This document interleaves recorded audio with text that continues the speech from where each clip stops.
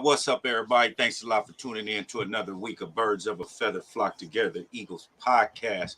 What's going on, fellas? We got my boy Warren and Jay in the building. What's going on with y'all this evening? Nothing much, bro. Just chilling. Say that one more time. I couldn't hear y'all. Y'all both were speaking at the same time. Yeah, Warren. No, you good. We good. Just chilling, just enjoying the day. Enjoying this Friday. Hopefully have a good weekend. Yes, sir. Yes, sir. What about you, my brother? Too. Just preparing, just enjoying, getting ready these nice spring days. Yeah, can't complain at all. Beautiful weather all the way around, all that. So we got another good show popping off tonight. You know what I mean? We're gonna get into this NFL schedule that was released last week. Unfortunately, we was unable to hop on due to some technical difficulties. But like I say, better late than never. We on here now, so we're gonna discuss this NFL schedule. Is there anything before we get into that that y'all want to bring up? Any topics, anything like that before we get into the schedule? Not any topics. So no, not any really topics I want to get into. I'm excited about the schedule. It's a lot of primetime games, a lot of interesting matchups. Going to New England, we'll speak about it, but they're gonna do the Tom Brady ceremony for him, so it'll be nice to wax them on that, on that day. So that's about it. Yeah, that'll be a good feeling. Yeah, it's definitely how good are they type of year where we playing a lot of those teams that we didn't play in the regular season that are usually those playoff contender teams. So we get to see how we do against them. So I'm excited. Yeah, and then also speaking about the primetime games, like Jay mentioned, the Chargers and the Cowboys actually got the most with like 6 this year. You know what I mean? And it was another team, I forgot exactly what team, if it may have been the Bills or the Jet. One of them got six of them also. I think we have 5 primetime games. And Dallas and the Chargers is at 6, which, they get to get embarrassed, meaning the Cowgirls, they get to get embarrassed on prime time and the whole world get to watch them. And they'll call them America's finest team. America get to watch them get their tails waxed 6 times this year. You know what I mean? That's a fact. It's America's heartbreakers, bro. Another thing, too, is we went from the quote-unquote softest schedule to the hardest schedule. So we got the hardest schedule this year. So, they can't use the excuse we didn't play nobody or, we didn't, we haven't faced any challenges, any adversities. Because, we got the quote-unquote toughest schedule. And I always don't feed into it much because that changes over the course of the season. Some teams overwhelm, some teams underwhelm. So, it's interesting to see where we fare with this quote-unquote hardest schedule. Yeah, and I'm ready to do it. Anytime you, the number 1 seed, overall, and you win your division, you always gonna play the number one seed from each division and the division that you currently playing this year. You know how every year, we AFC this, AFC that, so you're gonna always get the top team. So I wasn't surprised of the schedule, but the schedule is kind of brutal towards the halfway point. You know what I mean? Like we'll get into it. I'm gonna share the screen. We're gonna get into the schedule.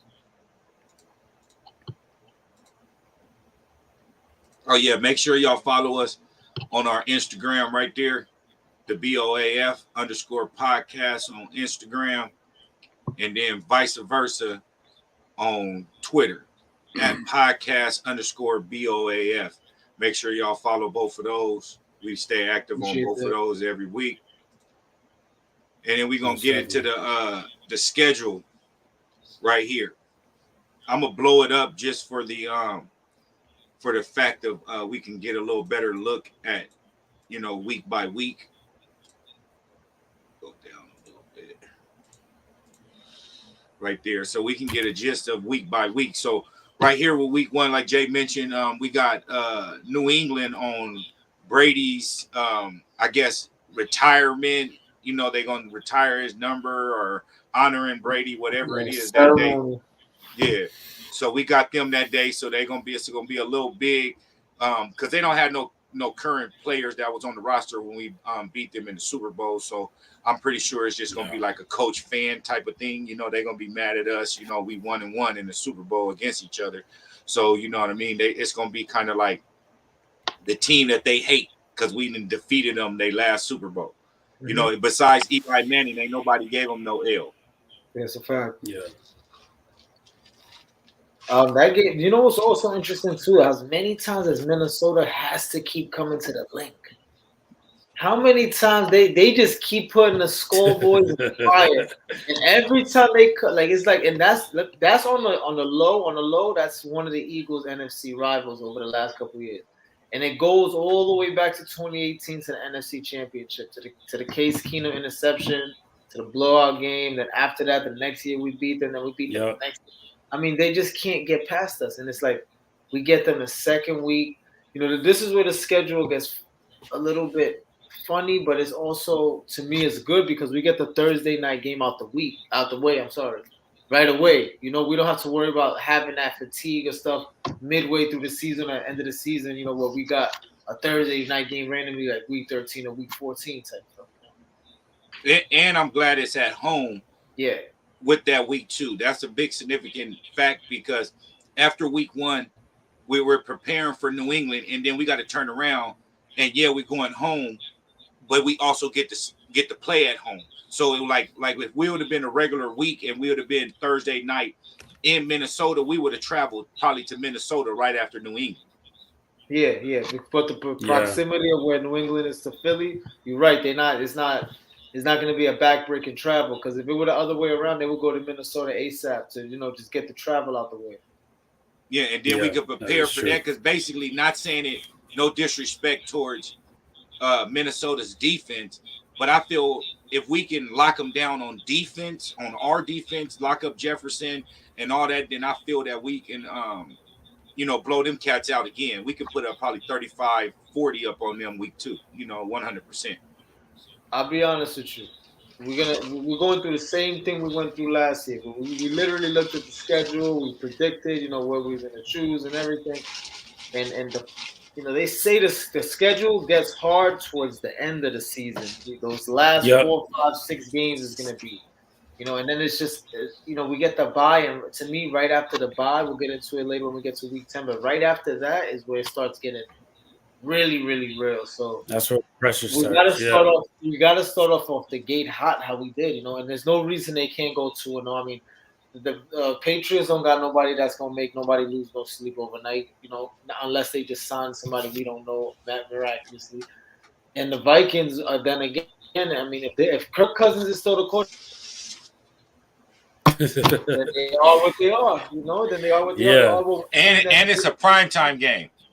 And it's a primetime game, which he is terrible. He has a donut in those games. It's like, we'll see. It weighs into our favor. And before you hop in, Warren, I also want to say, if y'all can, grab a piece of paper and a pencil and try to jot down so we can give a prediction of what we think the end record gonna be and see who wins that, the closest to that, and then and we'll do that in adding to the week. Like just say for instance, we have a tiebreaker or something. We can add this prediction into it with the week per week predictions with the jersey at the end of the season. We can add that into it. So we're gonna do a record prediction. Okay, we'll do the record prediction because we're going through the same thing we went through last year, and everything that we said about the first 6-7 games went true because it's like, you know, the Eagles are who they are. They over exceeded it. And to me, those first 2 games, we got to start off 2-0. We got to, off the rip, we got to just jump out and get those first 2 games, you know?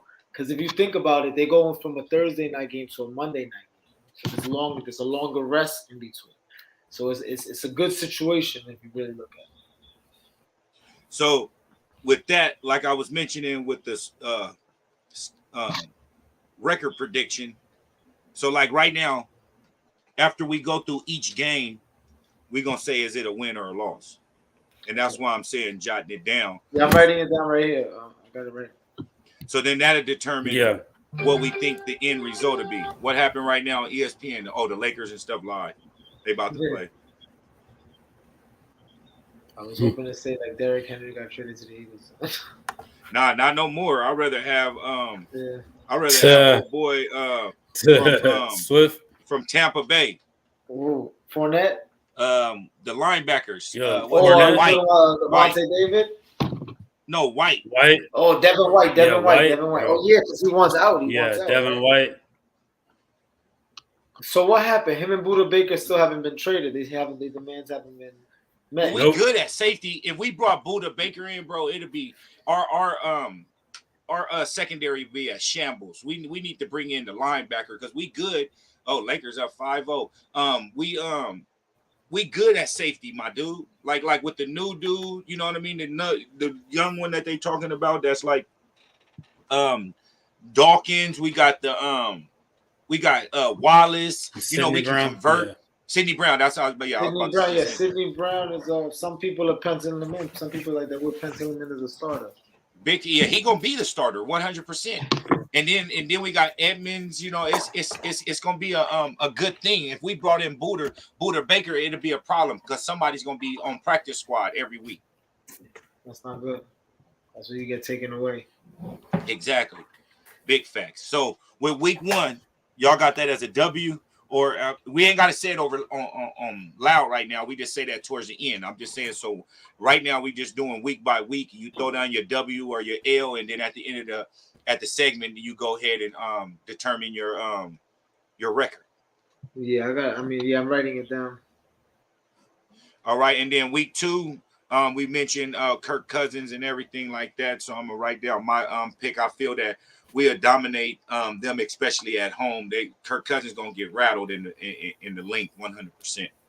Yeah, week 2, fresh Eagles, fresh defense. What you thinking about week 3, Warren? About that game being on a Monday night in Tampa?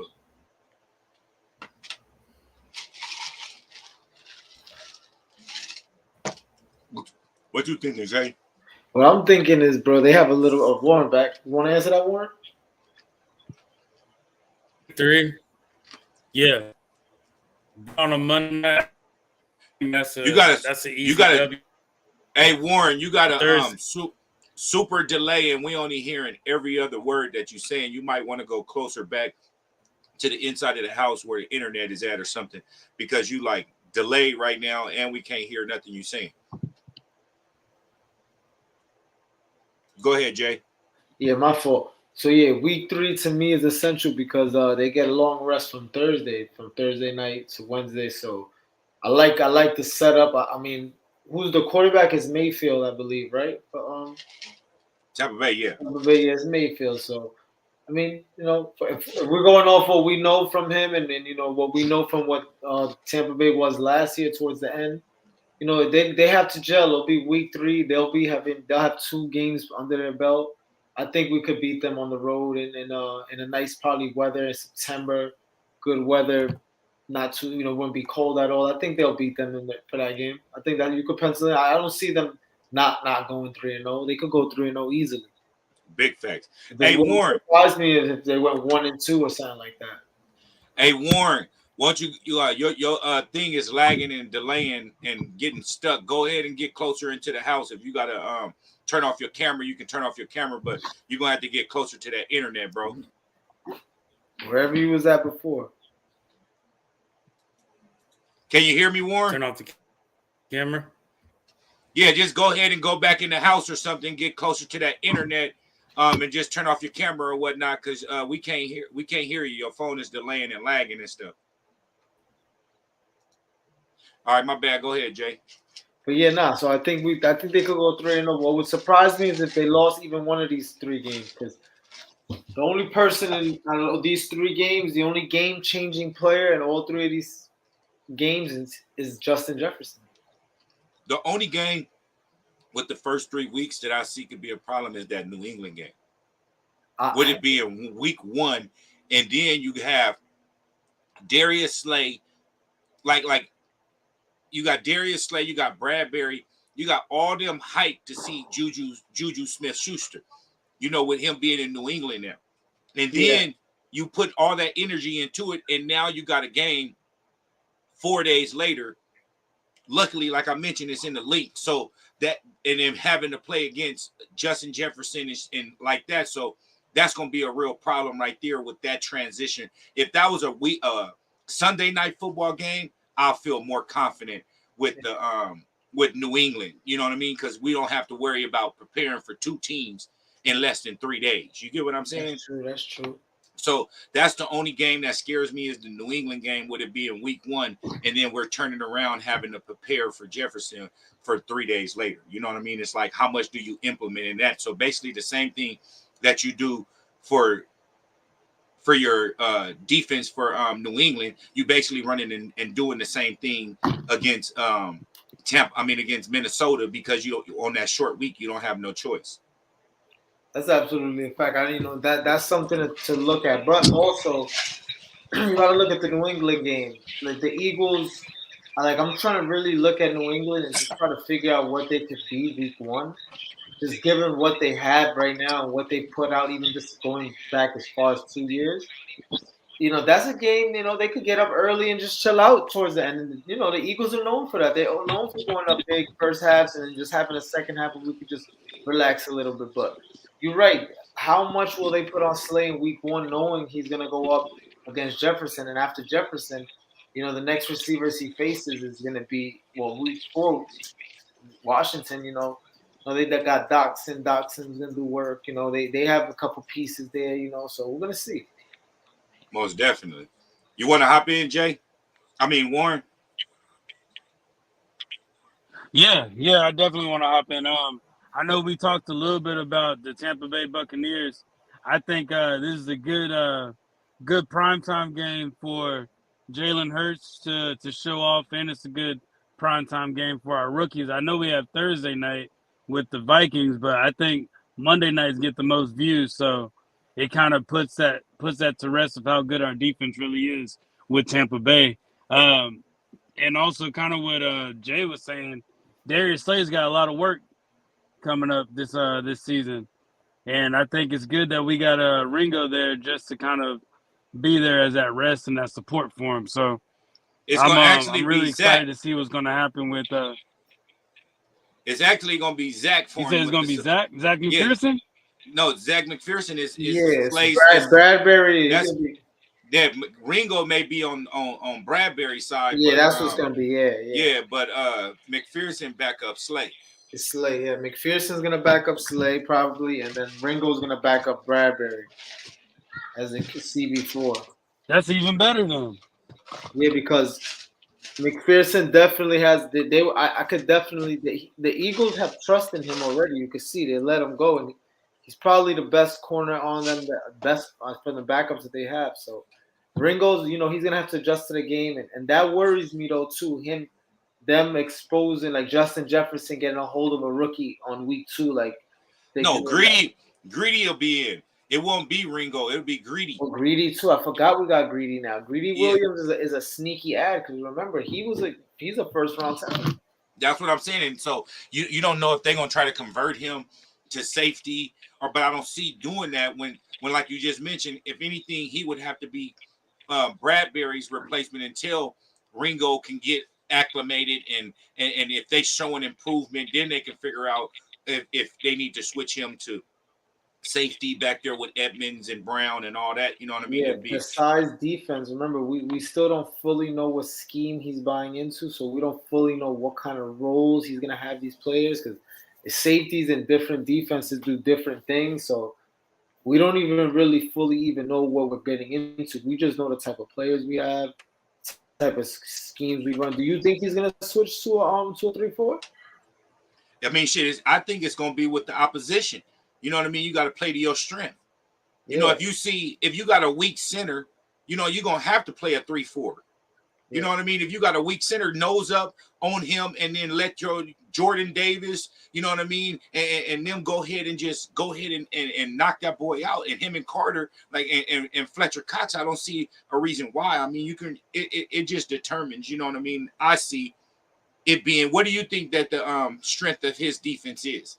Because I ain't really looking into it with Coach. The strength of his defense supposedly is the linebackers and the safeties. He uses the safeties a lot as hybrids, and the linebackers he uses them almost in that. I hate to use it, but kind of a Micah Parsons role or Hassan Reddick kind of early in his career when he was still like a linebacker, also still a drop down guy on the line, you know, finger in the dirt. So it's like I don't know. I think he's gonna be pretty traditional. I think he may. I don't think he's gonna fully switch because remember, like the Eagles' whole defense is the defensive line. The pressure is they're built off pressure. Everything works off their pressure. That's what starts everything off. Everything. So to me, that's why I say it'd be a 3-4 because with the 3-4 you got three down linemen. And two outside backers and two middle backers. And they just eat all day. The defensive linemen all eat. I remember when the Eagles had the 3-4 and not Brandon Fletcher was eating during them moments. I remember that early.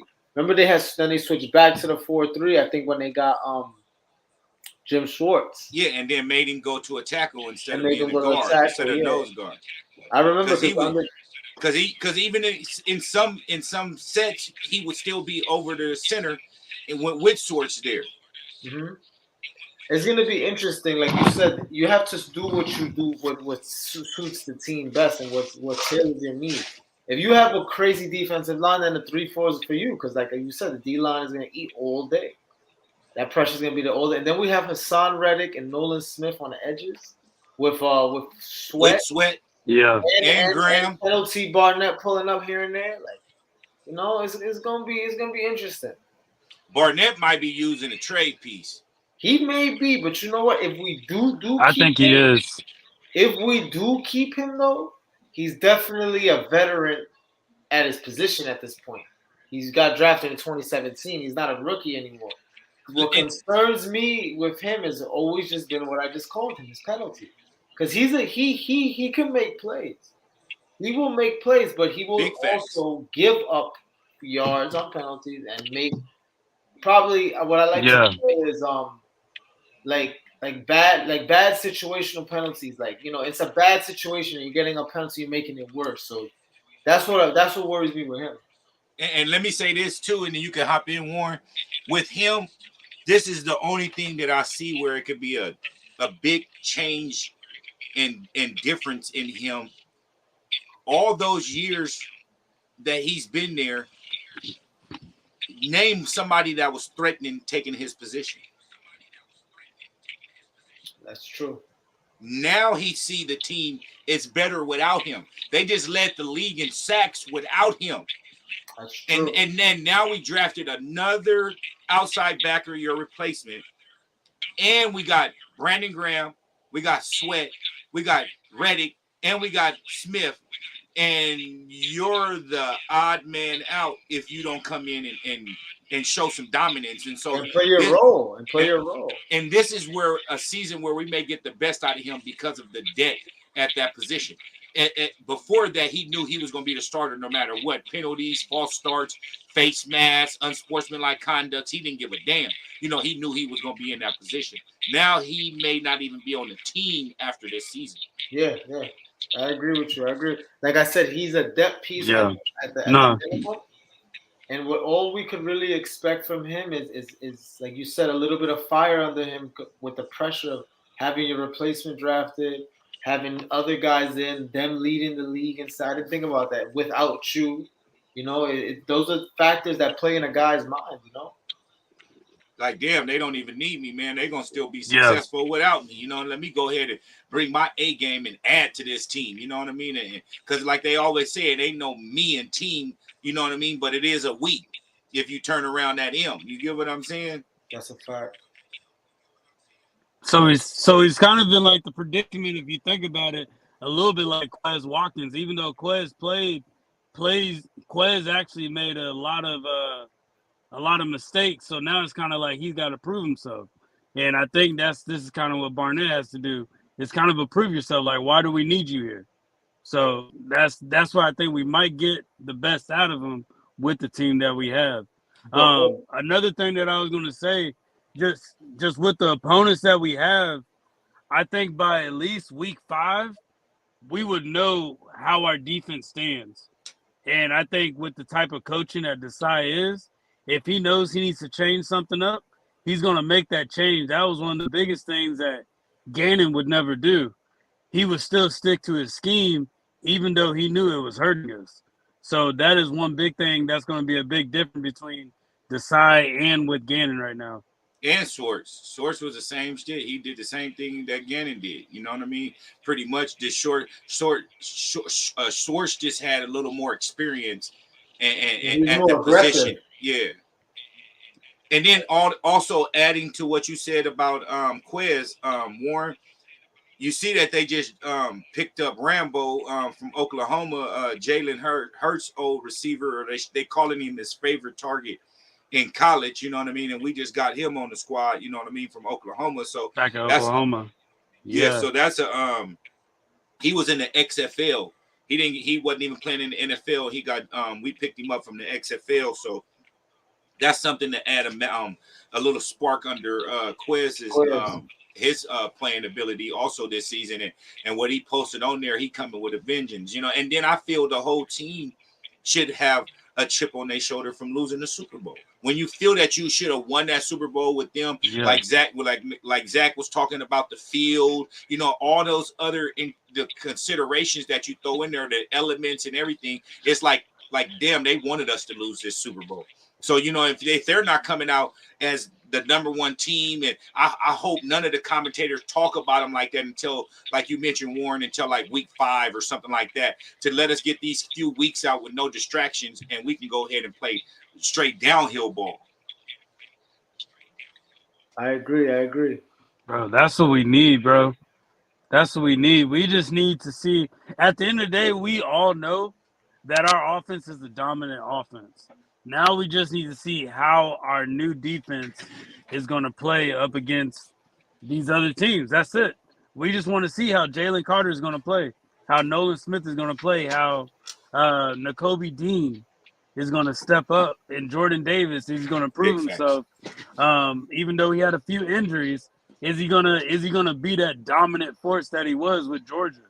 So like it's kind of like let's see how good these Georgia Dogs is in the NFL, and that's what I'm excited to see most, bro. And then with that veteran presence of Graham and Cox, bro, big facts. This is gonna be something that's gonna be a lot of teams are gonna fear playing us, bro, if they come off the way that I believe we're gonna come off. They could be better than last year. You hear what Emmitt Smith said? I think it is, bro. Emmitt Smith said it himself. 100%. And like you mentioned, preparing is key. Preparing is key for us. Not taking those teams lightly. Not thinking that we can dominate. If we come out, like you just said, teams being scared of us, if we can come out with our foot on the throttle from play one with the defensive line and show dominance and running over their center, killing their D-line, disrupting their run, sacking their quarterback. Now you got the OC on the sideline scrambling. What we going to do now? Now they're going to start going into quick screen passes, wide receiver dumps, tight end dumps, running back dumps in the flats.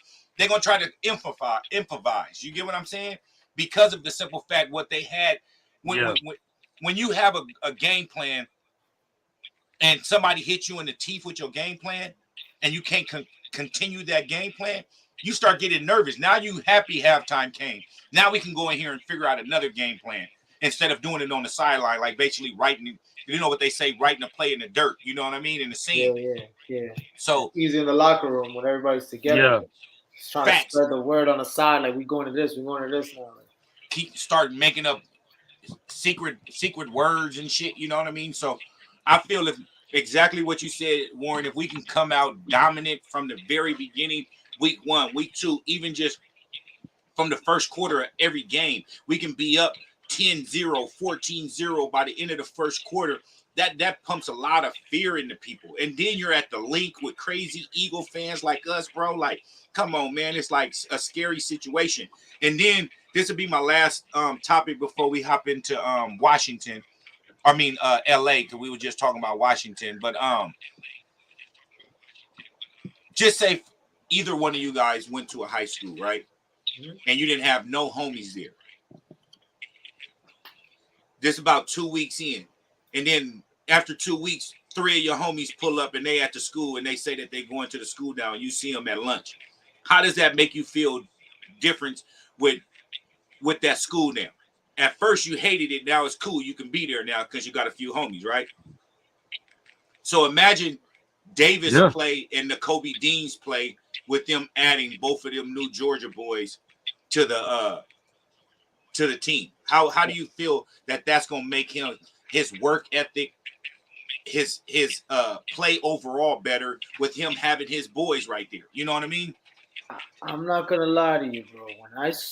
When I saw there was a video of them riding together, going to rookie minicamp on the car, and I'm just like, yo, you know, I don't think I've ever seen this happen. All these years of watching football, they have piled this many college teammates in one professional organization, and like you said, for me, it's gonna elevate every one of them. The fact that Kobe Dean sat out for a year is gonna pay off. I promise you, it's gonna pay off. Because when you sit in football, you learn way more than if you're playing that first year. A lot of people sat for a year and went on and be a good player. Number 2, Davis was very integral to the running game. Remember when he went out last year, we couldn't stop anybody at one point. Do you remember that? Like, that's why we had to get Sua and he was so he was so dominant, exactly. Bro. Yeah, we got Joseph. Yeah, he was that dominant, bro. Bro, just like when he went out, our season was going down the drain with it because we had no run defense after he went out. He's a clog, bro. He's literally a human clog. Facts. So him alone with his experience and him and Carter with Fletcher there and Fletcher losing the Super Bowl and Fletcher was talking about it's the worst feeling he ever felt. Like them losing the Super Bowl is gonna really, I'm telling you, these boys are gonna be back, man. This team, this organization, they're doing what they're doing. Even Jalen up to him taking his deal and not being a cap hit really for 4 years, and every little thing matters. And signing his college teammate, you know, that was his favorite target. And I seen the ball. That was his deep threat in college. That was his deep threat. That's not his little 10-yard slant route guy. That was his deep threat. And Jalen's not coming out of college because he couldn't throw a deep ball. But to him, they had a connection well before Jalen even developed the arm he has now. So to me, I think that this team, like losing the Super Bowl when you know you were the better team, when you know Patrick Mahomes only threw for 189 yards, when you knew you had a better team overall, offense and defense, our defense failed us. This year, I think the defense is going to be the opposite. No, Jay. Our defense didn't fail us. Our defense was just playing what they was called. You know what I mean? This is not like offense. Well, I don't want to put everything on the defense. I want to put it on Gannon more. That's what I'm about to say. Now, just say, for instance, with this though, this is why I like offense, and I'm a quarterback. Play quarterback growing up, everything like this. This is why I like offense. When you come to the line, you have a play call. That's why it's called an audible. You see that the defense basically knows what play you're running, and they're basically taking away your strength in that moment. You're going to go ahead and audible it. That's why Aaron Rodgers, the coach didn't like Aaron Rodgers because he always audibled out of the original plays. You know what I mean? That's why him and their head coach have problems. So with the defense, you should be able to do that if you're the play caller. Scream, clap, turn around. We changing it up. Do this. And you're not able to do that on the defense side of the ball. You know what I mean? You have 2 seconds. You see them usually. Yeah. What happens is when the defensive linebacker, the one with the mic linebacker has the mic on him, when he tries to change it at the last second, that's when the defense gets caught on their heels, out of position, and trying to moving. And they're moving, and that's when you already know that. That's when a big play happens because they were in transition, changing. They got a call like, "Oh, we're switching to this," and it's too late already. Offense is snapping the ball. They picked up on that already. And like you said, you don't really got time to make a change on defense. It's very seldom do you get time to get the whole defense reset. Offense, you're setting the tone. The ball's not going to snap until you say hike. Man.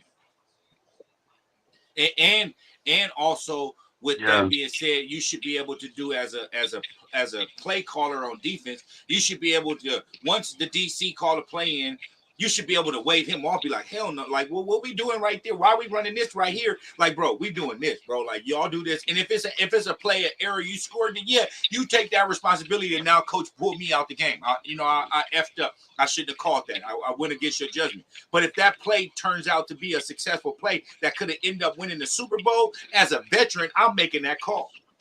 Look, I'll be honest with you. The Mike linebacker, to me, is the second most important position on the field. And I'll tell you why. 2 players. I'm going to name 2 players, and you recent. And one of them still plays. Bobby Wagner and Luke Kuechly. Now, you see those 2 players, bro? They tackle machines. Yep. They reading. Look, Luke Kuechly, till this day, is the smartest football player I ever seen. He'll call out your play before it even happened. Yeah, he was calling out everything well before. Yeah. Like when he saw y'all lining up, he was the type of player.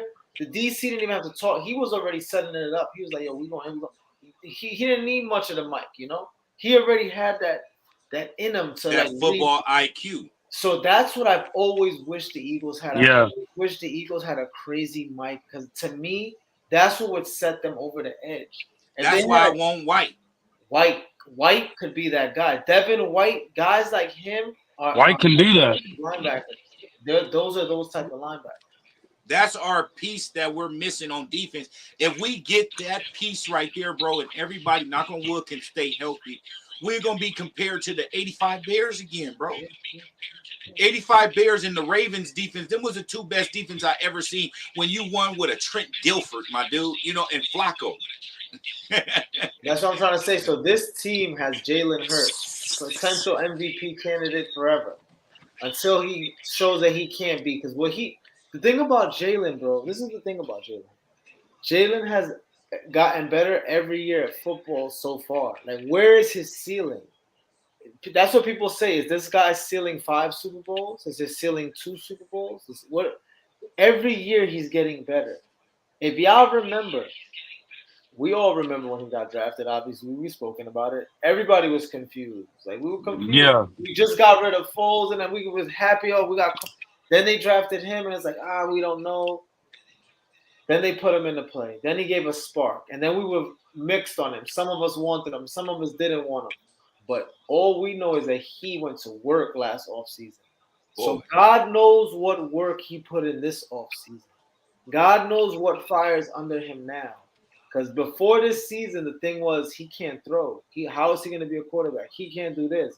But the dude led us to the playoffs with a mid-team. Feel me? He got smoked by. You went frozen. Maybe one of y'all could help me. It was mic'd up. It was NFC or wild card game. And they said this guy can't read defenses. It was Todd Bowles talking with another freaking player on the Tampa Bay. It was with Correct. the, it was Yeah, correct. yeah, it was Tampa Bay. Yeah, Yep, they Tampa said Bay. this guy I remember can't read, and that shit. Oh, excuse my language. That always resonates with me. That call because it's like he saw that. He saw that. He saw that. They said that. And he told him that just take away his first read, he can't go to his second read. Like they was talking about that. Take away his first read and make him go to his second and third option, and that's when he goes take off and run. That's what it was. And they were laughing about it. And I remember saying, like, Jalen got to look at this. Like, he got to look at this. And he's seen it. He obviously, he's seen it. And he came out the next year, and what he does, he almost won MVP, lost in the Super Bowl. Almost he outplayed Patrick. That's a fact. He built himself up from it, bro. Yeah, nobody who knows football can't say he built himself up. He saw his weakness. And to me, this year, he's going to get even better. Because Jalen still leaves plays on the field. Like, he still plays a conservative football to a degree. Like, he pushes the ball down the field. I'm not saying he doesn't. But, there's instances where he leaves plays on the field. As long as he can stay healthy, I just want his arm to continue developing because his legs are eventually going to go trend backwards. You understand? As long as his arm and his vision stays clear, he could be quarterbacking for, And you said it correctly. As long as that vision and the arm strength stay parallel, we in good hands. Another thing, too, Goddard, they said, has been working heavily with Devontae and AJ on his route line. So could you imagine Dallas Goddard just trying to sharpen up his skills on top of what he already is, which is the most underrated tight end in all of football? Underrated. People really don't even know who he is, bro. Yeah. I never heard nobody ever put them like, oh, he's in my top 5. He's in my top 3. And the dude is. If you really crunch the numbers, the dude is right there with everybody. Minus Kelsey. If you take Kelsey out the mix. I put him next to Kelsey. I think he could eventually be that. You know what it is, bro? If he was on another team, like let's just say he was on a team like the New England.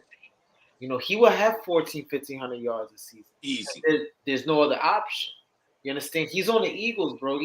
He's a tight end. We use tight ends, but we had that year where Zach led the whole team and the receiving yards were like 800 because we didn't have no receivers. The tight end is part of us, but it's not the whole thing. As a tight end, you're going to get your receptions as an Eagle, but, we're focused on the receivers where, we have 2-3 receivers. That's how the Eagles always been. They're not he's the third option. They're always the third option. They never use the tight end unless minus the year with Zach that we had nobody. You remember that year? We had nobody that year. That year was terrible. But to me, I just think that losing the Super Bowl gonna light these boys up, man. It's gotta light them up, man. It's gotta have to. They got unfinished business and it's in Vegas. And I'm gonna say this. Go ahead. No, I'm gonna say this. I strongly believe that by the end of this season, Jalen Hurts is going to win MVP. Like, I'll put this right here. You can save it. Like, put it in the box.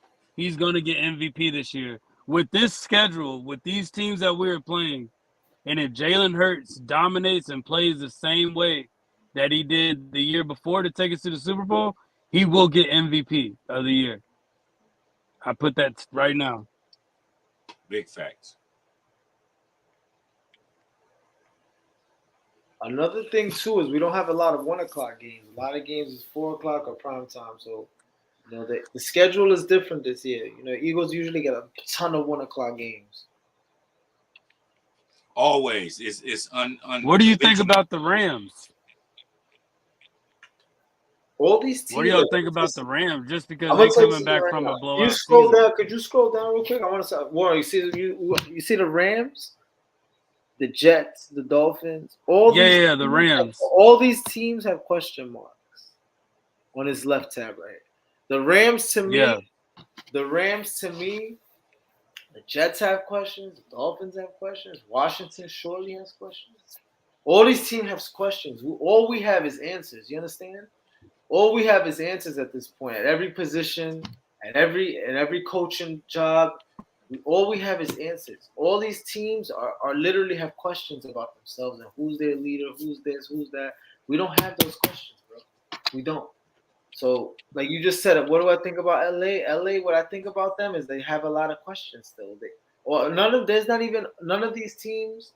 Like I said, Aaron Rodgers, week 6, we still don't know what's going to be happening with New York. We don't know if they're in jail. We don't know. This is all new situations.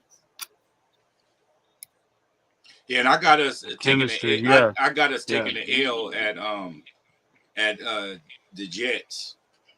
That might be the first one. And to me, Just because Aaron Rodgers got so many weapons, bro. it Not sucks. not just that, you know what I mean? Just overall the hypeness of the game.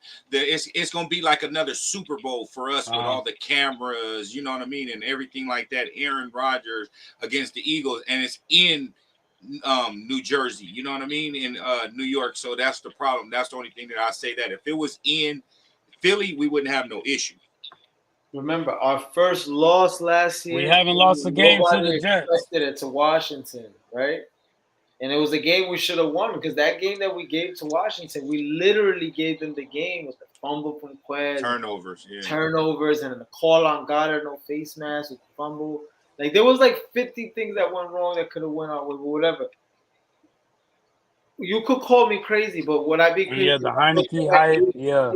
But I'm saying, dude, would I be crazy if I thought they went 8-0 or 7-0 and lost week 8? I don't think that looks crazy. I don't think that looks crazy. No, that's not crazy. That's definitely not crazy.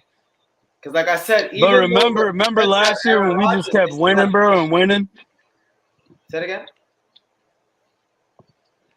No, just remember last year when we were going 8-0, and we just kept winning all those games, and it got to that point to where it was like, bro, we need to. When we lose that one game, that's going to put us back on track. That's why the Jets would be the best game, because like at the end of the day, bro, the Jets do have a solid defense, bro. Oh, they do. Like Sauce Gardner is no joke. The Sauce Gardner ain't like guarding the only thing AJ they were Brown. missing was a quarterback. But I tell you what, though. Given Aaron Rodgers and everything, like we said, we don't know. Remember, when I see a player going to a football team, it's so many factors that got to come into them being successful. You know what I'm trying to say? And they were good last year. I'm not saying they were good, like you said. They were actually top 5 in defense. They were right behind us in San Francisco. They were up there in a lot of defensive categories. What helped hurt them is no quarterback play.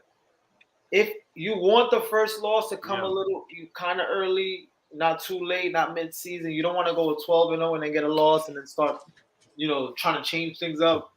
But that's the first real quarterback that they face, week 6. Who do they face from week 1 to week 5? Mm-hmm. Kirk Cousins is a mid. Nobody. Baker Mayfield is mid. Who's quarterback for Washington is still unknown. And that's a trap game. That is a trap game. That's because you got Miami the next week, and you're preparing for Tyreek Hill and Waddle, the fastest duel. Then they added Robbie Moore. You know what I mean? Like it's a big problem with coming off of that week. That's a trap game. That's why I mentioned the Jets may be our first loss week 6, and then we can run it all the way out until probably like week 14, like losing in Dallas. Look, I put it like this. I would love to go into the bye either 8-2 or 7-3. I see us going into the bye week, 8-1. Yeah, I could see that. Like that's what I would like. I'm sorry, 8-1. Yeah. You get 9 games. I'm sorry. 2 games lost, either 7-2 or 8-1. Either or. Now, if you go 6-3, you're not in trouble by any means, but we don't know where the rest of the division is going to be. NFC East is always up for grabs. So what we need to do is get on top early, how we usually do. That's how the Eagles do. Like, we don't want no backdoor creeping. We got to try to keep going the same route that have made us successful, the number 1 seed, or at least minimum the division.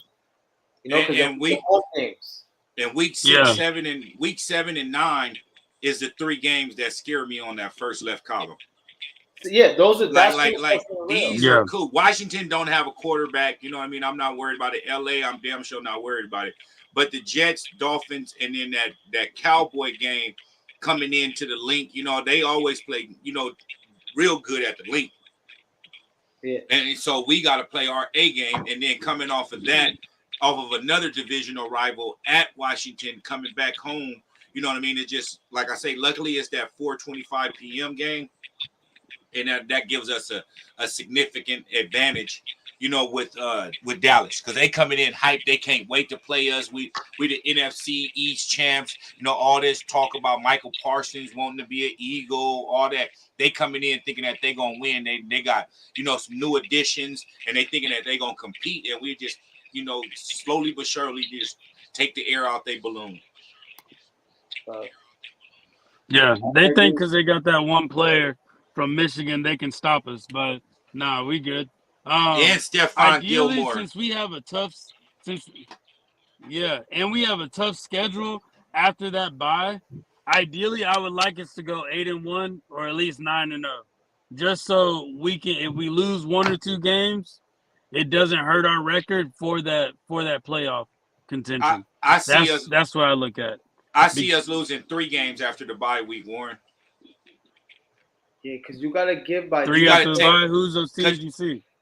Just taking consideration with our record, by the time our bye week come, we would be only, you know, we'll be 9-1, you know, 8-1, should I say? I mean, but and that's where they screwed the Eagles. Though, is the end of the not the end. They pretty much after their bye week, they're screwed. But I see us winning week 11 through 13. 11 through 13. But this is a stretch right here. You see, 11 to 15. Go down That a little is bit. a stretch. I say You know 11 through 11, 12, and 13 are the tests. If we can win those 3 games, we can lose week 14, week 17, and week 18. You know what I mean? Because we're going to rest our starters. You know what I mean? So if we can win 11, 12, and 13, 14 is, you know, we can lose that in Dallas. Then we damn sure ain't losing to Seattle. And then we can lose to the Cardinals and then lose last game of the season. We ain't going to lose on Christmas. You get what I'm saying? We're gonna ball out. 1 or 2 losses by the max by the bye week, because then you could afford the number 1 seed. Usually is 12-4, shit like that. Excuse my language again. It's like that, 12-4. But we got 17 games this year. Sorry, again, I keep forgetting, like 14 or like 15 and 2 and stuff like that. Like those are the, you know, those be the guys. Sometimes, you know, those be the team. Who else in the NFC you think could be a number 1 seed? The only ones that I can see with the NFC The is only other team I can see is the San Francisco. It's San Francisco. Yeah, that's what I'm about to say. To me, that's who I'm looking at. That's it. Dallas, we don't know what Dallas is going to do. If they get Dallas their in our quarterback division. right, that's the only They're team. the Kings of having a crazy regular season and they get ousted in the first round. If Dallas is the number 1 seed, that means they got to beat us twice. They got to beat us twice, which is pretty hard. And then you guys see that with Purdy. Purdy saying that he may not even play all of this year. No, he may not. Purdy's not playing this year. Purdy, let me tell you something. That was a flash in the pan for right now, and he might never be the same after that injury. You know, that may have just been a miracle for them that they got there and all that. Because his surgery and whatever his recovery is going to lead well into the season. So we don't. And that's why they ain't got rid of Trey Lance. That's why they haven't got rid of him. They're not as explosive. Sam Darnold is going to be the starter for San Francisco. Bro, listen, San Francisco, they're not in the position the Eagles are. The Eagles are in a position where they've gotten better. San Francisco hasn't gotten better. They still have question marks. So, like you said, based solely on their defensive coaching, I would say they're the only team that could be the number 1 seed in the NFC. To me, you know, other than that, unless we got somebody, I mean, Chicago, they saying is going to be better. Detroit, everybody's on the Detroit hype train. You know, I really want to see this Detroit thing with CJ also hyping them up, and you know, a lot of people are on their train for some reason. I don't know if it's Dan Campbell. I don't know. I just think it could be his hypeness that he gets people going. I don't know what it is. Yeah, like they ain't gonna be nowhere near good. It's only because the Lions came. Yeah, with all them it's because the Lions were competitive the last few games of the season last year. Yeah. Yo, but the Lions always do. At the end of the season, they got these games where they give it mad grit, and then everybody the next year be like, "Look out for the Lions! Look out for the Lions!" Yeah. Don't I've forget seen that they had all them players suspended for that betting stuff. Yeah, for the gambling. Yeah. They lost. I mean, Jameson Williams, James, whatever Williams, the running back. He's definitely a piece that they lost. I don't know. Like, I want to see the hydrant, but to me in the NFC, the Eagles are definitely the clear cut best team in the NFC. So let's go through week 11 through 16 real quick. All right. So with 11 through 16, throw down y'all losses and wins right now with 11 through 16. And then we'll do 17 and 18 towards the end, because just say for instance, if we by week 16, we 14, or should I say 13 and 2 with a bye week, we gonna rest our starters for the last two games of the season. That's why you see 3 losses. Yeah, so that's why I say let's do week through 16, and then we'll determine that from we'll determine 17 and 18 from these weeks right here. So write down y'all wins and losses, and we can talk about Kansas City, Buffalo. I'll let y'all talk about the teams right now, 11 through 16. Yeah. Where do you see us first. losing? Go ahead. But no, I see the only team us losing to is the Bills. That's the only team. I can see us we getting that redemption back from the Super Bowl with Kansas City. Buffalo, this is gonna be the first time Jalen Hurts and Allen have played against each other. And I just think the Bills, they're gonna have a chip on their shoulder, and this is kind of like this is their tough season when they start to play harder than they have. Into the league. San Francisco, they come into our house, bro. Like at the end of the day, they come into our house, and they're big headed, bro. So I can see us slowly deflating them in that game. Dallas, I think this is going to be one of those rare seasons where we win both games against Dallas. Like this whole Dallas and Philly talk, like.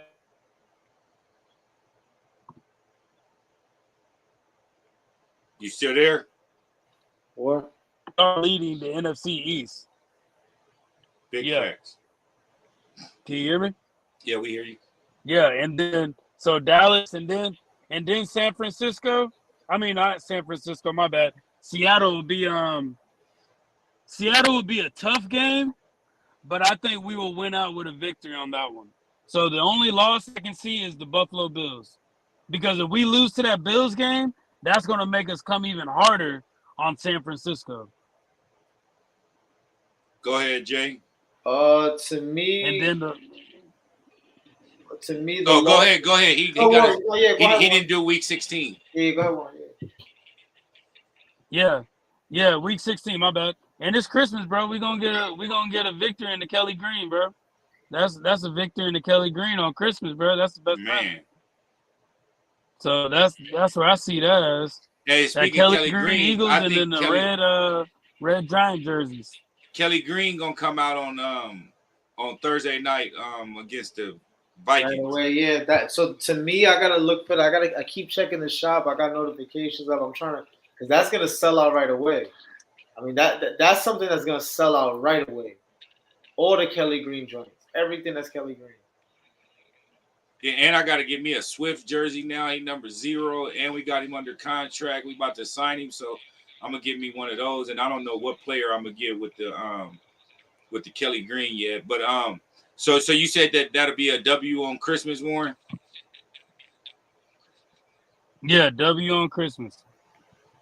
Yep, that's so you basically W on Christmas. So you basically saying that we're gonna go 5-1 within this 6-week stretch. Yes. What about you, Jay? I think we'll go 5-1 also too, but the game I think we'll lose is the Kansas City game.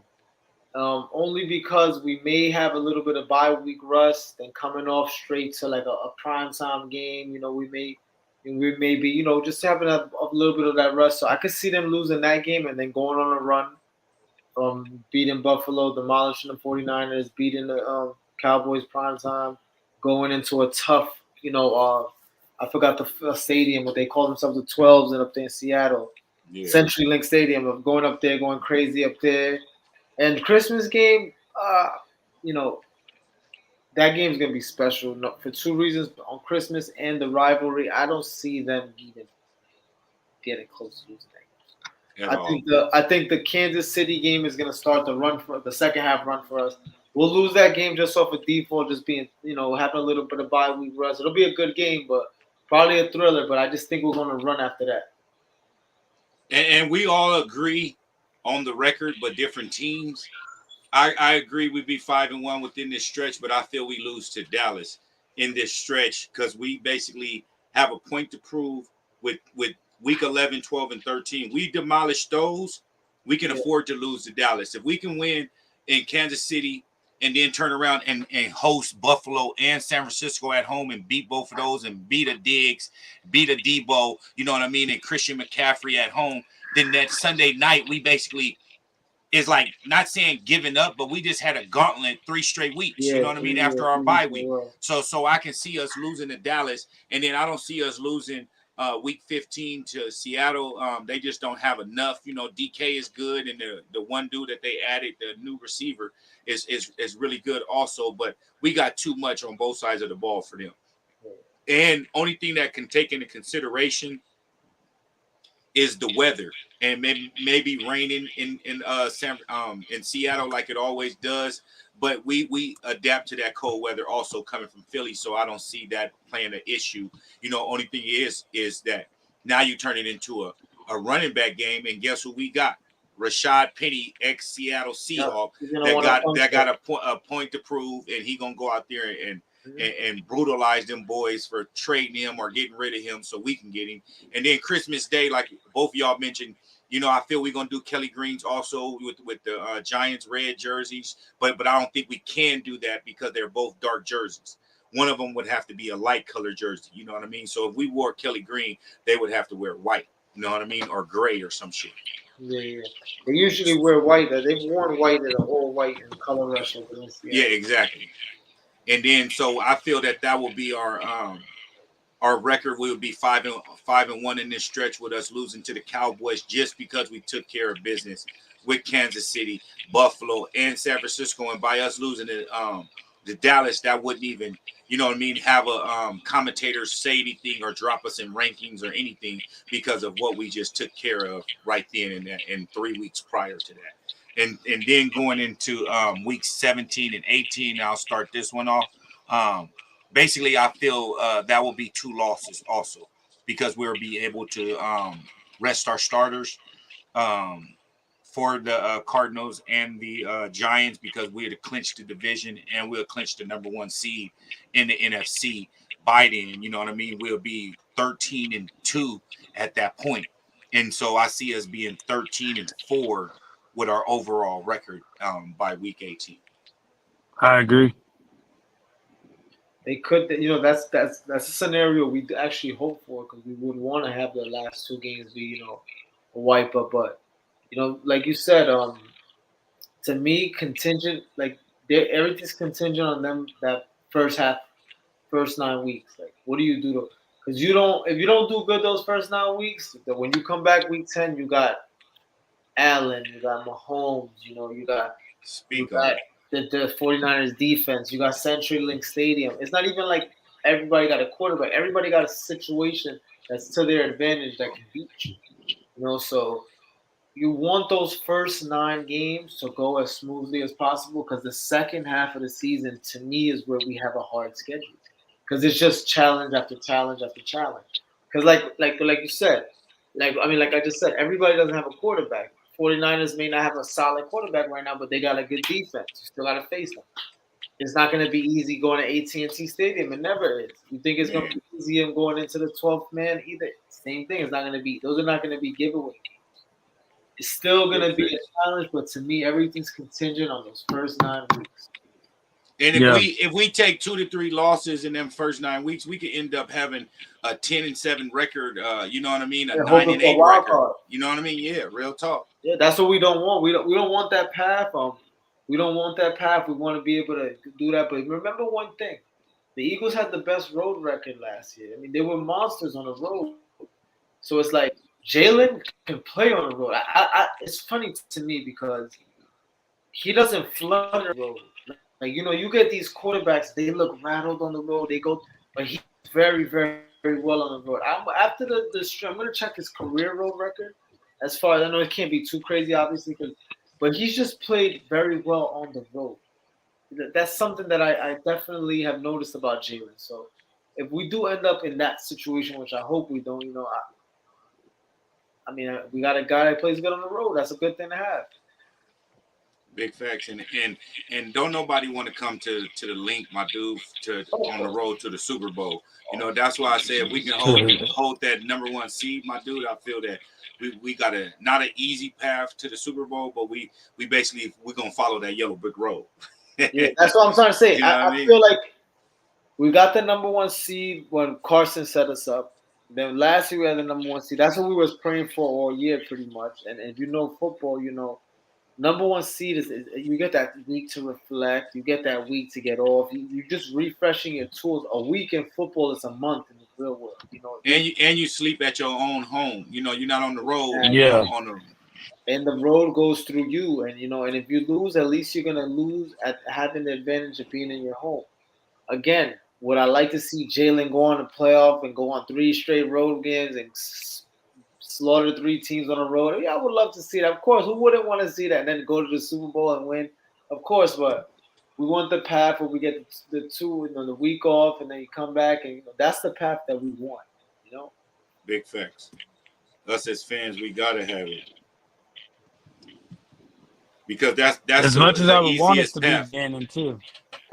Go ahead, Warren. No, I was just saying, as much as I would like us to beat on Gannon, that second to last game, we probably will take that L if we go 13. We'll be 13-2 by that time. But exactly, I would like us to beat Gannon at the link. That's what I would like to see. That's just a personal preference. Especially after what he did for the Super Bowl. So. Yeah, and here speaking of that, Warren, I'm hearing more things that the Eagles were mad that he, I guess, it's basically the interview, the timing of the interview, and his excitement of the interview or whatever. And couldn't strategize. Yeah. That's why we were in that predicament, because he wasn't studying film. He was doing interviews and entertaining, dining, going out to dinner and doing all this with the owners. Yeah. You don't do that on interviews, and you're at a location for the Super Bowl. They said 2 nights before the Super Bowl, bro, he didn't come back to the hotel room until almost midnight, bro. He's the DC. Yeah. Apparently he scheduled an interview with the Cardinals before the Super Bowl. I think it was like a week before the Super Bowl. He scheduled the interview, so that's why right after the Super Bowl that Monday he had his interview with the Cardinals. Why not do it Why not do it the bye week of the Super Bowl? You get 2 weeks before the Super Bowl after we win. Why not do it then? That's a big ass distraction to your team. Thank you. And look, I'll make one point. A lot of coaches, what they do is they'll do it either during that week, like Marcel just said, during that little bubble week, they'll do it, or after, not the Super Bowl during that week. And that's another thing I never seen. That's why they got the Tampa and all that joint happen. Because it's like, what were y'all doing? How can you hire a person that's not 100% committed to the team that he's with right now? So what do you think he's going to do when he's with you? You know what I mean? He's there for a Super Bowl. I want a coach to tell me if that's your number one candidate, and if that dude Gannon would have told the Cardinals, like, hey, I'm going to have our interview after the Super Bowl. I'm focused 100% on winning the Super Bowl. Well, he don't even have to have the interview. I'm the coach. If that's our number one candidate, I'd be like, that's the person I want. He just got to answer the phone or come in here for an interview. To see how he's going to lead a team when he couldn't lead a defense. He got bailed out by great players. That's facts. No pressure at all. So it's going to be interesting to see how he fares being a leader of men in Arizona. Buda Baker's ready to leave, so that kind of tells you. And let me tell you something. Kyler Murray, Jonathan Gannon. He's hurt. Does that even if when he comes back, does that even sound like I'm just trying to think about Gannon's attitude and then his attitude, and I'm just trying to put them like this thing because Gannon got this little snarkiness to him that I never really supported. You know, even before the game, and he's like, "We're gonna gut these guys" and stuff like screaming like, "Bro, I understand you hyped and stuff like that, but you the DC, like you're Man. not a player." Those are things I want to hear the players saying. You understand? I don't want to hear that coach saying that, like, and then you're not even fully committed. So it's like you were just acting like you care so much about being a DC, and and everybody got to eat. Everybody got to prosper and do the best for themselves. But he left on a sour note, and it's like there's more to that story. And as time goes on, things come out. Big fact. So what? At the end of the day, what's the record y'all got? I got 13-4, like I mentioned. And then we'll determine watching back on the video of who picked the right team to lose. Like once again, if it comes to any tiebreakers or anything, all of our scores, even if they're the same, we pick different teams that we're going to lose to. You know what I mean? So and teams that we're going to beat. So if anything happens, like if anything comes where it's a tie, where we all pick the same record and all that, we can just determine it by our live right here and what teams we pick that we lose to. So once again, my record, I got us going 13-4. I got 13-4 with Jalen Hurts as the MVP. Yes, sir. I got 14-3. Dave Boston, who you got us? What's the 5 teams you got us losing to, man? Type them right now for us, man. I want to see what 5 teams you got us losing to, because that's hella losses for us. You know what I mean? Which I'm only 1 away, but I take the last 2 weeks. You know what I mean? The last 2 weeks for us losing those games because we clinched, and sitting our starters. Those could be learned losses, though. Those could be learned losses. And I guarantee he's gonna throw us a loss in the first 9 weeks, also. You know what I mean? I don't think we would sit I think the last game. I really think that the sitting thing. I think that for the number 1 seed, sometimes you do have to. The last game usually is only the game you can sit. Because think about it. We don't know what pressure we're gonna be facing from any other team. We don't know. We may need every single game to get the number 1 seed. We don't know. Or their over under 10.5 is definitely going to be over 10. Oh yeah, everybody going to over that. Yeah, they're going to go over that for sure. They're definitely going to get like the minimum 12 wins. Like 12-5 to me is where that's not unrealistic. That's worst case scenario. Yeah, that's not unrealistic either. But Dave, whatever it is, Dave Boston's your boy. That's very realistic now that I really think about it. Because if you add in the 2 games mixed with the other 3, 12-5 is not unrealistic. And especially with that 11 through 16 gauntlet, and then you take take in consideration with the Jets and the Dolphins and Washington and Dallas back to back with those 4 weeks going into a bye. After that week 9, bro, we get a fresh breath of fresh air, get to wipe the sweat off our forehead with a little bye week, and then but after the bye week, we coming right at Kansas City. You know what I mean? So that's the run. I just see them going on a major run. I hope they ready for it. You know what I mean? That's all I hope. And then speaking of the matchups, this is where Darius Slay got. Yes, we do, bro. And look at these wide receivers. That's number 1s that Slay got to guard. It's not easy. Yeah, not easy. Mike Evans, like, come on, bro. McLaurin, you got Wilson, Tyreek Hill, and that could easily be a Waddle if they switch sides. Yeah, 12-5 is great with this schedule. Because you know what it is? Also, I agree. 12-5, I say is realistic because you don't know how weak the conference or strong the conference is going to be. That's true. You don't know if 14-3 gets you a number 1 seed or whatever. You don't know that. And that's the only team. I see 3 teams that can possibly give us a run is San Francisco, Minnesota, and maybe Dallas. You know what I mean? And none of them have an MVP at quarterback at all. That 12-5 can happen too with just us losing 1 game in that against week, each team of our division. Yeah, or at least just 1 team in our division. I don't see us losing. So if you just said that this would be the 1 year that we sweep Dallas, and win both games, you see us losing to the Giants or the Commanders this year? No. I'm saying if that 12-5 was to happen, it would probably come from that. Oh, if anything. I see what I'll be honest with y'all right now. the NFC is not as stacked as the AFC. The AFC has Mahomes, Burrow, Allen. You got guys, a lot of young. Who's the best quarterback in the NFC right now? Hurts. Jalen Hurts. And it's not, and that's a strong, and it's not to be biased. He's number one by far, by especially far, with he's Aaron the best Rodgers leaving. quarterback. By far, he's the best quarterback. So the same way we circling all these people, every You see team right Dallas there got the doing Eagles 8-0. game circled too, because that Hurts can go off. Hurts It'd can be go on 6. runs. It would be 6-0. I just really see them going on a run in those first. I mean, if y'all could call me crazy if y'all don't think they could lose that first game to Washington or to Dallas, or you understand, they could go on those runs, man. Everybody that they facing, with the exception a little bit of New York, has a question mark. All those teams got questions, bro. All of them got questions. Kirk Cousins is overpaid. Tampa doesn't know what they're doing. Washington going through ownership problems and quarterback problems. Feel me? The Dolphins is a real team. That's a real full team. That's who we should be worried about. In week 6 and 7 is where we should begin to worry. 1 to 5, we should be running down on teams. I'm telling you, man, it should be a repeat of last year. Those first couple games. Because Miami's a full team. I'm not gonna lie to you. They have a similar Eagles offense where they got these two guys going off, to a 1 and a 1A. But the Dolphins don't really have a quarterback either, though, bro. Yeah, well, you know what it is? But Tua, bro, let me tell you something. Tua at one point was with Jalen in the MVP talks in the middle of the season.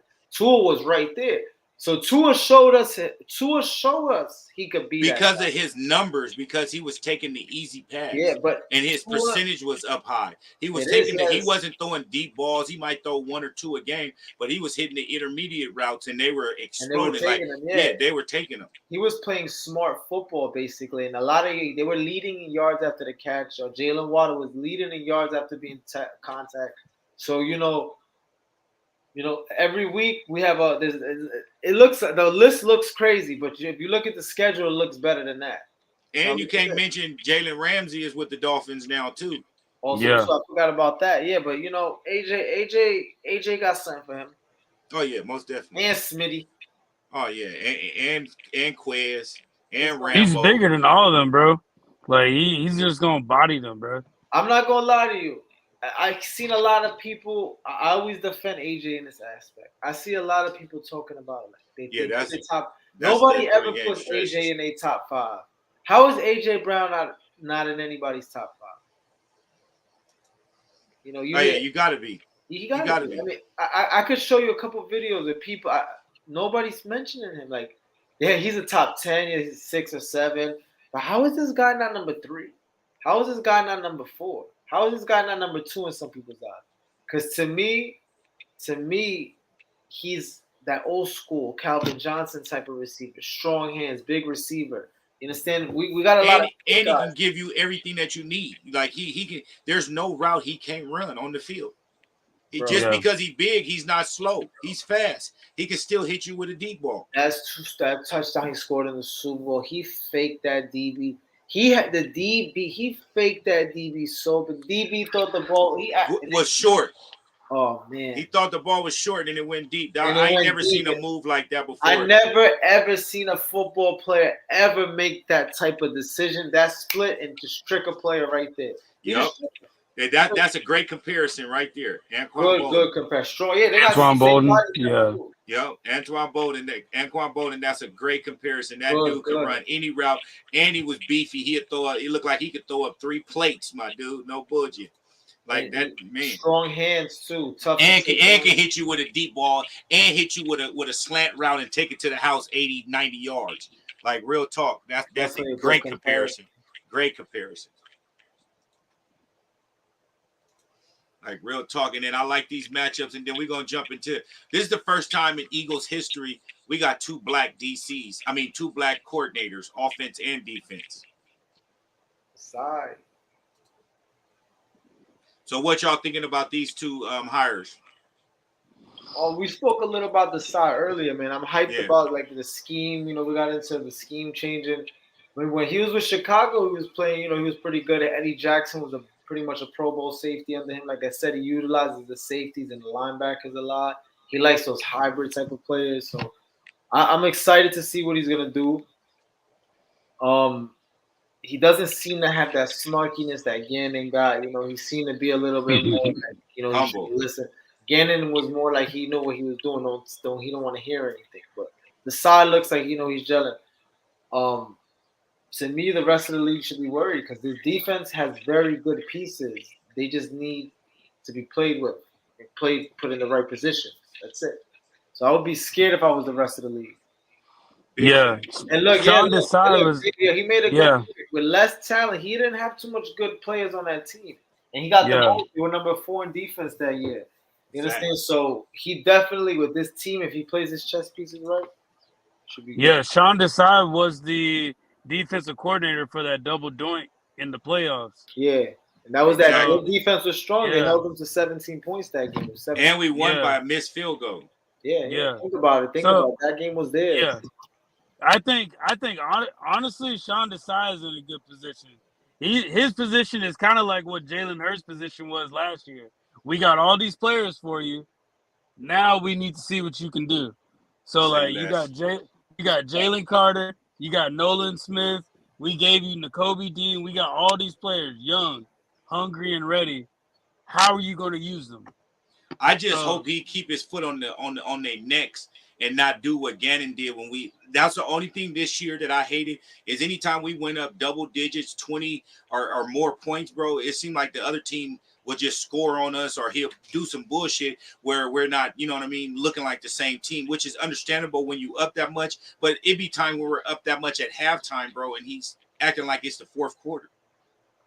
Yeah. Sean, did y'all, I don't know if y'all saw his interview, but when they interviewed him, they asked him what type of defense is he trying to play. He said the words quoted from him. He said, I want the offense to feel us when we step on the field. I want them to feel every hit. Yeah, he's like, I want them to feel every hit we give them. And make a quarterback back of his uniform stay dirty. Yeah. You're not leaving home clean, my buddy. Yeah, grass stains on there. Yeah, on the back where your name is at. There's going to be grass stains covering up a couple of your letters. Yeah, because at the same time, like, we got to be honest with ourselves. Like, he's a person too, bro. Like, he wants to be a head coach. So, like, what best position are you in right now than to be on the defense, be the defensive coordinator for the Philadelphia Eagles with these defensive players that we got? And so, if it wasn't for Nick, Gannon wouldn't have been a DC on no level in the NFL. I mean, should I say no team in the NFL for this quick? Should I say? Yeah. Of course, Nick. Definitely. That was all who you know. You know when people be like, "It's not what you know, it's who you know." That's the situation of that. But yeah, I like it. I think he brings in a good energy. It sounds like he's really good on scheming right now, and he likes to kind of I can't think of the word right now, but he likes to kind of trick the offense to thinking it's going to be one scheme when it's really another. So that's what he's really big on. Yeah, that's what he's really big on. And misconception. Yeah, that's what he's really big on. And I think when you got Jordan Davis, bro, you got Nolan Smith, and you got Brandon Graham, Fletcher Cox, bro, that's going to be confusion all day.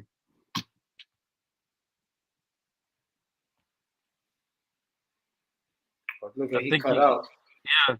But yeah, what else do you feel about Desai, bro? Honestly, bro, what I honestly feel about Desai, well, we didn't get into Brian Johnson, we'll still come Desai, but I really think that he's gonna bring the thumping force. You know, like he said, he wants players that make the offensive feel, and drafted Sidney Brown, you know, Vontae Maddox is a hard hitter. We got a couple players already in position for him. He's acquiring a lot of good things. I mean, he's acquiring a defensive line. He's acquiring a secondary. He's acquiring a team that just had a top defense, you know. So he's in position himself, you know, to succeed. He got to put everything forward. Yeah, most definitely. What do you think about Brian Johnson becoming the offensive coordinator? I think it's a good move because him and Jalen Hurts have a very good relationship. And Jalen Hurts lobbied heavily for Johnson to be the OC. So for me, him becoming that for Jalen is definitely gonna elevate Jalen because it looks like Jalen probably be more comfortable with him as the OC. Gannon did get the head job off our players. He did. I Big agree. facts. He did, yeah. Facts. That's what, yeah. We mentioned that earlier. Gannon was bailed out by great players and great play, and also a great offense that didn't put you in many positions and bad situations where you had to play strong defense. I mean, we were blowing people out by second quarter, so it was crazy. And I Yeah. came back in. I heard towards the end what you was just mentioning about the OC Coach Johnson. Like I feel like I don't know if you said this, but I heard kind of in the way of what you said. He kind of like the type that call it when we call a timeout. He gonna come to the sideline and ask the offense what they see. What y'all see, what y'all see a mismatch, what y'all see out there, and get their input. And then if it elaborates, or should I say, cooperates with what his initial thought was and all that, I feel that he's going to be more of a player's coach, where our offense is going to thrive. We'll have more deep plays, not trick plays necessarily, but we'll go in our bag this season instead of keeping it vanilla. I agree. I agree. Definitely gonna bring them. I could see them having quote unquote fun. It does say less. I could see them having a lot of fun with it and just, like I said, Hurts lobbied for Brian Johnson to get that OC. And when your quarterback wants a guy in the building to be elevated up because he feels and he sees, same thing he did with the agent and all the team he built. Jalen is trying to build a camaraderie, a type of culture, and it shows. Bro. Up until his agent, how he picked a lady, the lady who's Nicole Smith, his agent. He got her from a DM on his Instagram or something like that. She had that was her first big client. Now she got a lot of clients because Jalen. His whole staff is females. His whole staff is Yeah. females. To me, him lobbying to put Brian Johnson as the OC could take his game to the next level because he's saying, "I want this guy to be there in my ear." That's what I want to hear. So and like you said with the quote unquote have fun, I'm gonna let you say this, Warren. I'm gonna just say this real quick. You may see like a Quez Watkins or somebody throwing a ball out of a backfield, like not saying necessarily a Philly special, but something similar to it, like having fun once we up, you know what I mean, and stuff like that. So I could see a totally different offense ran this year besides what we did last year, 100%. And Nick, I feel trusts Brian also. Yeah, most definitely. I agree with that. I think the chemistry that Jalen Hurts and Brian has is Brian actually knew Jalen Hurts from high school, so he kind of grew up with him, bro. So at the same time, this OC knows your strengths and your weaknesses. And he's going to make sure that your strengths are shown and your weaknesses don't get exposed. So that's the biggest thing that I see that this coach can bring to him. But like you kind of said, Jay, like, they going to have fun, bro. Like, at the end of the day, they're going to have fun. That chemistry is there. And one thing that I can say, too, is these receivers that the Eagles are picking up, I have a very strong feeling that Jalen Hurts is getting some input on these receivers.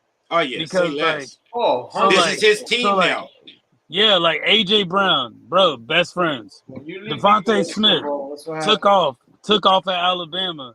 And then Buddy from Oklahoma that they just got from the XFL.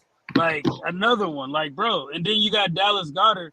They got the longest chemistry together on the Eagle just because Dallas Goedert was there back when Wentz was there. Yeah. So like, they got that chemistry. So, bro, it's just that offense is just dominant. And then at the same time, I can see, like the comment. Yeah. I can see Brian Johnson saying, "Hey, bro, I don't need you running like that. We got these running backs for a reason. Say less, like, bro. I don't Speak need on you it. doing I hate that. I don't need you running all the time. Like I do. What will hurt us and what will not get us to the Super Bowl is you getting injured. That's why we got Swift. That's why we got Penny. That's why we got Gainwell, and that's why we got Scott, and that's why even we got Sherman. Like, that's why we have them for you to not run. You run when there is no other decision to make. That's your last thing. We may do one or two quarterback sneaks on the goal line, something like that. But other than that, bro, we need him to stay healthy, bro. That was the only thing that pissed me off last year, and I mentioned that to y'all Was several using times. him too much in the trenches. And he's not a slide type of running back. He don't go down. He's going out the sideline, running out of bounds, or he's going to take a little contact because he's so big. Will muscle. He'll muscle through, bro. Look at the Minnesota one. Yeah, bro, he muscled, bro. We don't want him to catch a concussion or anything either. We don't want him to catch an injury that's gonna, Look at his injury that happened against the Bears. Doing what? Running, yeah. Or, what's the one thing about Jalen last year that I learned also too? There was a couple design runs, but toward the end of the year, they was going away from the design runs a little bit because of the injuries and everything. And he doesn't, he always thinks to throw or he throws the ball away. He bails out. He hits the short, he hits the check down. I just think he's a smart football player. He knows when to engage in contact. Jalen, when Carson was our quarterback, I was always like, like this. Like, always like, oh my God, because he's going to go take a hit that like, he's putting himself in these positions. And I feel throw a bad interception. Jalen's hits and everything he takes. It's just, I don't know, it's just a smoother approach. I just feel like he's a smarter. He picks and chooses his spots better. Put it that way. And his linemen want to block for him, bro. Like, think about, I don't know if y'all watch Jason Kelce and listen to him that much, but of course, he's my favorite.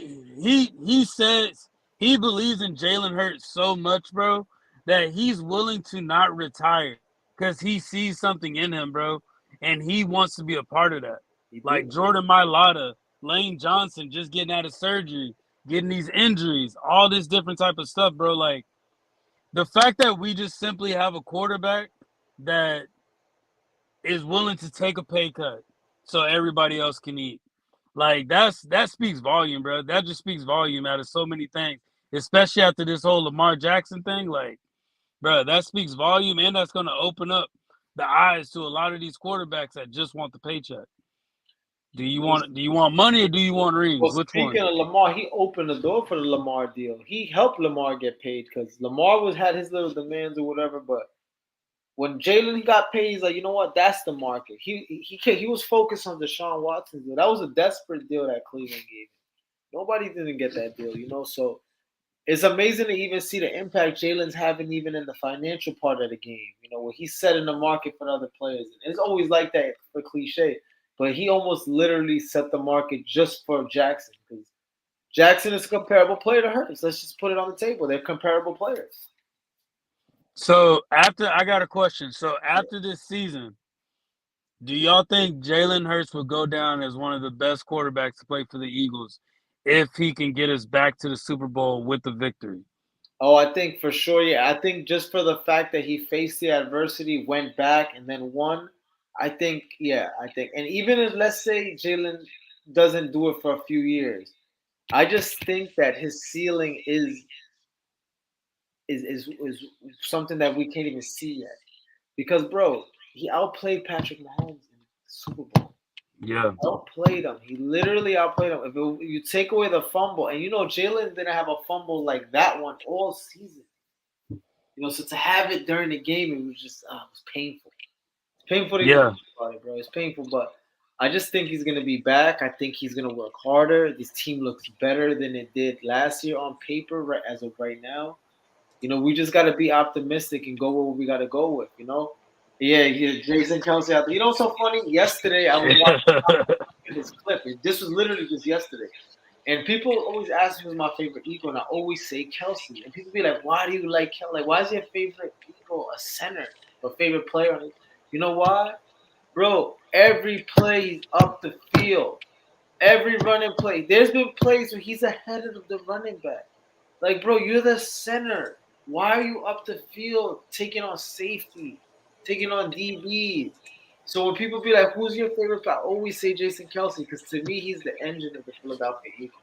He's literally the engine. Like, he is the energy. He. If there's one guy that represents the squad, it's him. Hey, and did y'all mention that Lane Johnson is cleared for all football activities? Yep. Today, we didn't even mention that. I saw his tweet today. He said cleared, so that's great. That guy's a legend, though, too, man. He's another future Hall of Famer, man. Guy literally hasn't allowed a sack since before we started the podcast, man. It's crazy. Like, Man. if you really think about it, like, it's going back. Like, even before we even started, this is going back 2 seasons. He's feared by a lot of the edge rushers, bro. This is He's crazy, feared by a lot of man. edge rushers. And he is Micah Parsons' daddy. I don't care what nobody says, man.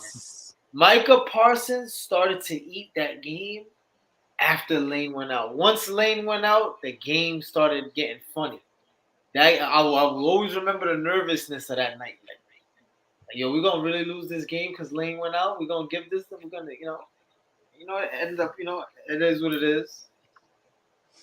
Hey, we're gonna before we get up out of here, we're gonna give a shout out to all the 2023 graduates from kindergarten all the way to college. We got Warren sister graduate. What was she graduating from, Warren?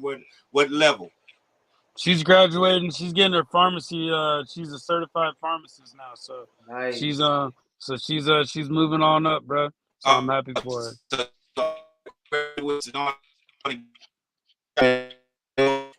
We end up getting out of here right now. You know what I mean? My computer been tripping. I don't know what the heck. It's probably going to shoot me out again. But once again, we appreciate y'all tuning in, and shout out to Dave Boston for commenting. Shout out to Dave Boston. Appreciate you, Dave. Oh yeah, he cutting out. All right, Warren, let's just get up out of here. Shout out to everybody who comments and everything. We appreciate everybody. All right, yeah, most definitely.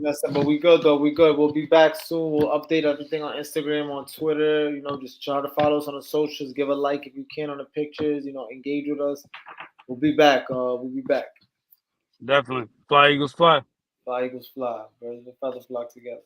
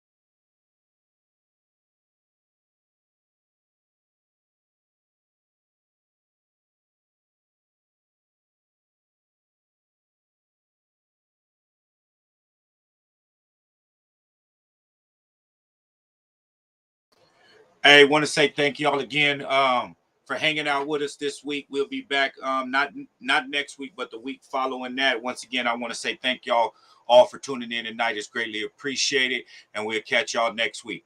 Until next time. Soundstripe.